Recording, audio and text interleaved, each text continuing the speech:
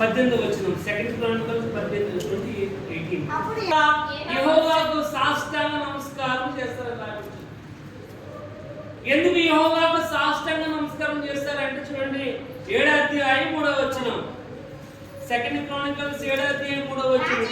యెహోవా దయాళుడు, ఆయన కృప నిరంతరం ఉంటుంది కనుక మనము ఆయనకు సాష్టాంగ నమస్కారం చేయవలసిన వారికి ఉన్నాం. ఎందుకంటే we have to wrestle with God. మన దేవునితో పోరాడాలి. నీ జీవితం మార్చబడాలి. నువ్వు దేవుని యొక్క సన్నిధిలో పరిపక్వం చెందిన వారిగా ఉండాలి అంటే you have to wrestle with God. దేవునితో నువ్వు పోరాడాలి.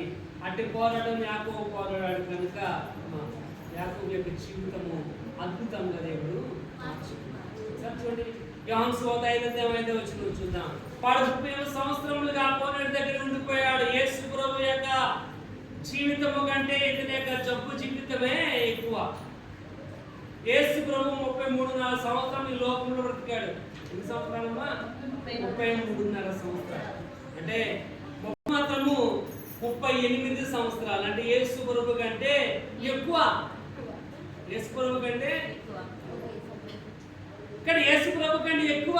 ఆవిడ మోస్ట్ సీనియర్ పర్సన్ ఏమో. యేసు ప్రభు కంటే బాగా అనుభవం ఉన్నవాడు. యేసు ప్రభు కంటే ఎక్కువ సీనియర్. ఇప్పుడు మనం కూడా చూస్తూ ఉంటే ఎప్పుడైతే సైకిల్ తొక్కేవాడు, ఎప్పుడైతే వాడు సీనియర్ అయిపోయాడు ఏమా చేతులు వదిలేస్తాడు, ఏమా చేతులు వేసి తొక్కుతాడు. ఇప్పుడు